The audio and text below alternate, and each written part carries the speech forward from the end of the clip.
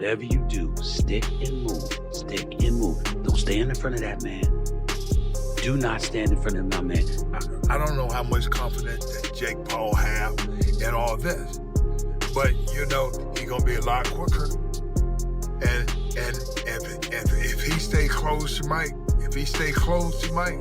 Jake, what do you think of Jake? Clown. Would you look at it as a joke if your team was like, yo, we want you to fight Jake Paul? Would you be like, yeah, man? I laugh at him. Did you ever do a fight like that? I feel as though in my career I can't do that right now. Stephen A. Smith tore into Gervonta Tank Davis on live TV with his usual fiery energy, saying Davis should be ashamed.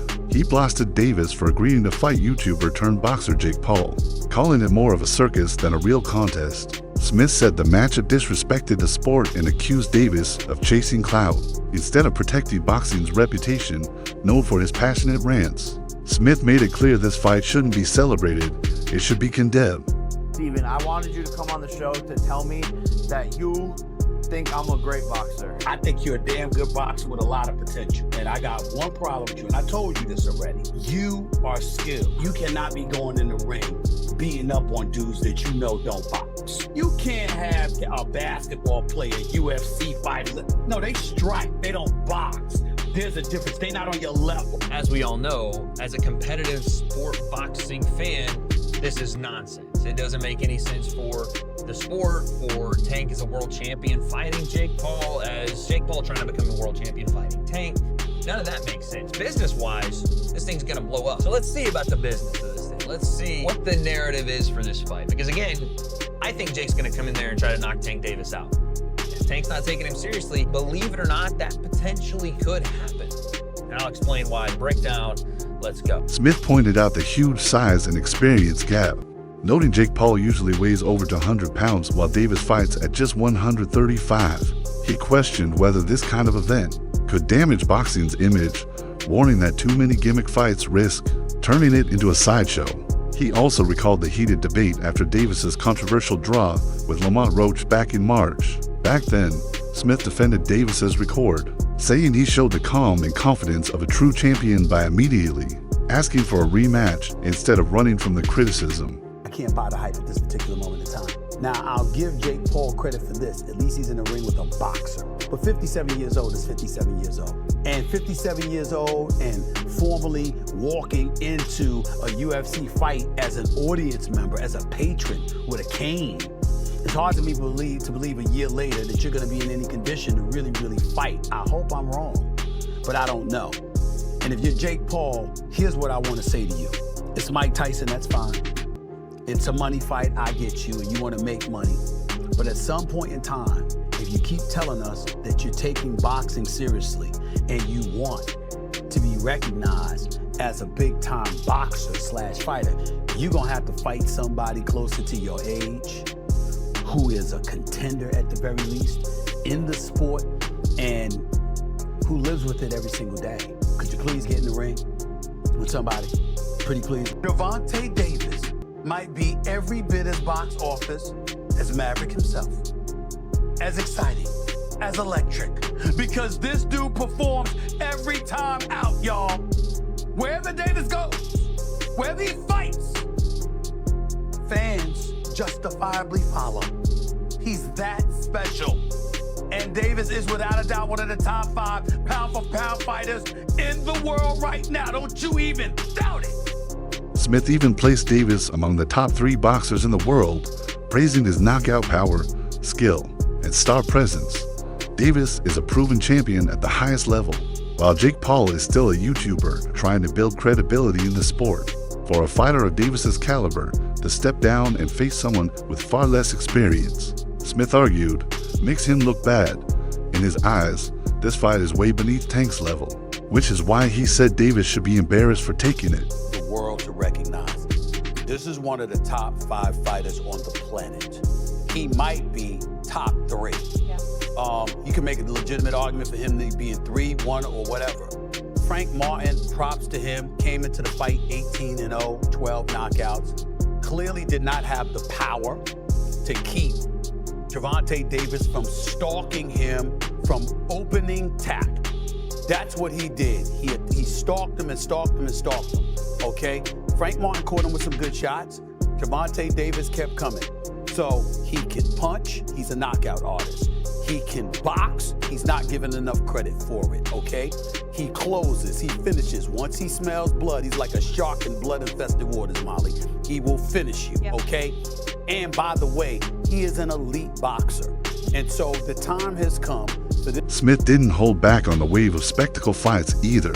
Like Paul's playing bout with Mike Tyson, he called those mismatches sad and even disgusting, saying Paul needs to test himself against real fighters, not retired stars or athletes, past their prime. Still, Smith admitted Paul knows how to draw attention and create buzz, but hype alone, he said, isn't enough if Paul wants to be taken seriously. He has to step in the ring with top-tier boxers of today. Jake Paul is a professional. At some point in time, I don't give a damn if it's a light heavyweight. Better be a Bivol, a super middleweight, Canelo, Mexican Monster, David Benavidez, somebody that actually has a reputation. The time has come for Jake Paul to step into the ring with a cat who actually boxes for a living and give us that fight. I appreciate the fact of him promoting. I appreciate him having the cachet as a former YouTuber turned boxer. I like Jake Paul. I respect Jake Paul. I'm just saying, because I like him and because I respect him, I want to see him in the ring. And I don't want to hear, I know his numbers are better, but then he gonna say, I don't need Canelo, Canelo needs me. Well, wait a minute. It ain't just about popularity, bro. After the Tyson fight, Davis called Paul out, but Paul handled it with humor. At the post-fight press conference, he said he'd be open to facing Davis, but poked fun at Tank's smaller frame. Paul joked about weight classes and wondered if there should be height classes too, turning the obvious mismatch into a playful jab. It was a sharp but lighthearted moment that reminded everyone the drama around these fights is as much entertainment as it is boxing. Right. Jake Paul responds to Gervonta Tank Davis call out and absolutely takes the moment and the opportunity to clown Gervonta Tank Davis's height in the sport of boxing. And he says here, is there a height limit in the sport of boxing? This is where Jake Paul says, and his team, Gervonta Tank Davis needs me. We don't need Gervonta Tank Davis. Let's listen here. Gervonta Davis just posted that he would beat the brakes off of you if you guys fight. Yeah, I mean, I'll be down. Let's run it. Like, I'll be super, super down. I don't know if Gervonta needs Jake Paul. Let's be clear, right? is there a height limit in boxing? Rolando Romero thinks a Jake Paul versus Gervonta Davis fight on Netflix would be huge, especially with younger fans. In the US, he compared it to Canelo versus Crawford, saying that matchup will resonate more with Mexican and Latin American audiences. But in America, especially with fans under 20, Paul versus Davis would draw more eyeballs. Romero believes both fights help boxing grow, which is good for the sport overall. While he admits Canelo versus Crawford is the better fight competitively, he sees Paul versus Davis as having the bigger reach in the US. Will it impact Tank's legacy if Jake Paul were like to beat him or even like knock him out? Dude, Tank's a 3-division world champion, 4-time 3-division world champion. At the end of it, bro, you can't take anything away from him. Bro, you can't be mad at somebody for doing what they feel is best for them. It's the same way Roach feels Tank is the best option for him. Same way that Stevenson thinks Tank's the best option for him, or like all that stuff, right? At the end of it, bro, we just want to do what's best for ourselves, right? Facts. Right or wrong? Facts. So just do what's best for you. All of a sudden, we want to know who will win in this fight, Jake Paul or Tank Davis. It's a legit question. And I actually want to really hear your thoughts on who do you think is going to win. Because I know what Vegas is saying, but I want to know what you think. You got Personally, I think Tank too little, bro. Yo, I think Tank too little. I'm so glad you have a brain on your fucking shoulder. I think Tank too little. I said, bro. I think Tank too little. That's what I'm saying. That weight class is for a reason. Davis, that weight class is for a reason. 5'5", 135 pounds. Jake Paul is 6 feet, 205 pounds. That's what I'm saying. He's too 6'1", little. 205. Everybody's like, yeah, bro, but Tank it only takes one good punch. Yes, it takes one good punch when you're about the same size. There's a 60, 70 pound difference in weight for these people. I don't think nobody puts the physics in mind. Jake Paul gets punched in the face by dudes 200 pounds with all their might on a weekly basis. A 135 pound puncher, bro. If y'all remember the Mayweather versus Conor McGregor fight, Conor walks around like 180 on the regular. He's like 5'9", 180. Mayweather's like 5'7", 145. That 30-pound, 20, 30-pound difference, bro, if you remember that fight, Mayweather was putting mittens on Conor. Guess what happened to Conor? He didn't hit the ground once. No. He lasted all 12 rounds getting hit with flurries. I'm talking about Mayweather was having his time. He's being cocky with it, hitting with all kind of combos. And we're watching the last 3 rounds of that shit like, yo, knock him out. And you know what?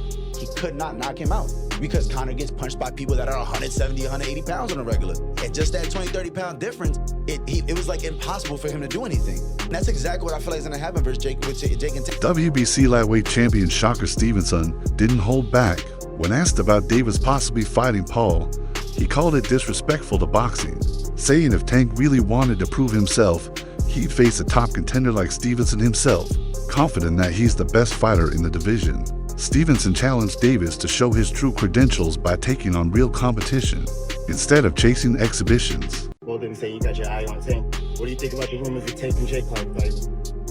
Man, Tank disrespectful to the sport if he choose that over fighting with me. I'm the best fighter in the sport. I've been telling him that. And he called cap on it. So if he won't call cap and say I'm not who I say I am, come prove it. You know, he fighting pay-per-view, knocking these dudes out. That don't take away the fact that I can beat this dude. That dude get to feeling himself and feeling like he's something that he's not. And to the world, he look like a killer, but I can't wait. I'm gonna expose him. I'm gonna expose him. I promise you, I'm gonna expose him. What? I'm gonna be the person that exposes him. I'm gonna be the person that he going there, he not gonna knock out. He not gonna hurt. He gotta go 12 rounds with somebody and somebody gonna be feeding him. He ain't gonna like that shit. That shit gonna mess with his heart. That shit gonna fuck with his head. Why? Davis's longtime trainer, Calvin Ford, believes the only fighter who can truly beat Tank is Tank himself, speaking with Stephen A. Smith. Ford said no opponent has ever pushed Davis to his limit. He added that Tank hasn't even shown his full potential yet, and his training is focused on helping Davis unlock an even higher level of greatness. Who do you want to see? You, as a guy that's in his trainer, that's like a father figure to him, you're training him all the time, you know him, both y'all from the streets of Baltimore the whole bit. Who do you want to see Tank fight? I want him to get all of them that ran their mouth. Give me the names. I need names, Calvin. I need names. You already know. We went down to, we working on the big 4. It was Garcia, that's the first one. Roma, I hope we get him soon. Shakur, he's going to get it. He know he's going to get it. It's just Bob is in charge of that. You know what I'm saying? Bob know what he's doing over there. You can't tell Bob how to run his game because he's like a vet at this. He's been doing it for so many years. That's going to happen. All the fights that we'll want, they have no choice. They're going to take the fight when it's time to take the fight. It's just right now, who's going to take the fight? That's the question. Legendary trainer Teddy Atlas considers Davis the most complete lightweight in the world. He praised Tank's knockout power, sharp counterpunching, footwork, patience, and ring IQ. Atlas argued that Davis has every skill needed, not just strength, but technical ability, pressure, and intelligence that makes him the one fighter who could realistically beat Jake Paul. One final thing I'm going to throw at you. The news, Jake Paul versus Tank Davis. Now, here on this podcast a few weeks ago, we talked about the possibility of Jake Paul versus Anthony Joshua. And that one got me a little excited and gave a lot of credit to Paul if it was going to happen, because he wouldn't have all the advantages that we've been accustomed to seeing him have, right? He wouldn't be the taller, the longer, the younger fighter in a lot of cases that he has. And he'd be in with a real boxer, real world champion boxer. That the only other time he was in for the fans to get mad with that was against Fury's, Tommy Fury, but it wasn't that level, obviously. And all the size things you just rightfully pointed out. But he would have been in there with, it seemed crazy. You're going to go in there with a guy who was a 2-time heavyweight champ and a gold medalist? Wow. Even though the guy's, at a twilight part of his career, still. And you've given a lot of credit and props to Jake Paul on this show of helping get more eyeballs to the sport, but the way he takes it serious and goes about his approach and his work to this craft, that he does take it seriously. With that being said, when he announces Tank Davis, I'm getting tired of these gimmick fights and him loading the deck up. Whether it was Chavez Jr. or an old Mike Tyson, or we could go on and on with some of the UFC guys and the great Anderson Silva at 46 years of age. Tank Davis, great fighter, current fighter, world champion. We know how good he is. Been a top 10 pound for pound guy for you for the last few years now. But he's 5'5" and 135 pounds. This sounds like it would be 100. The latest Toe to Toe podcast broke down the buzz around Paul versus Davis and came away with a blunt takeaway. No boxer would ever turn down that kind of payday, even if the matchup feels unbalanced. The host said money often outweighs competition, even for elite fighters. They pointed out that despite Davis's championship pedigree and an expected rematch with Lamont Roach, he chose the big money spectacle instead.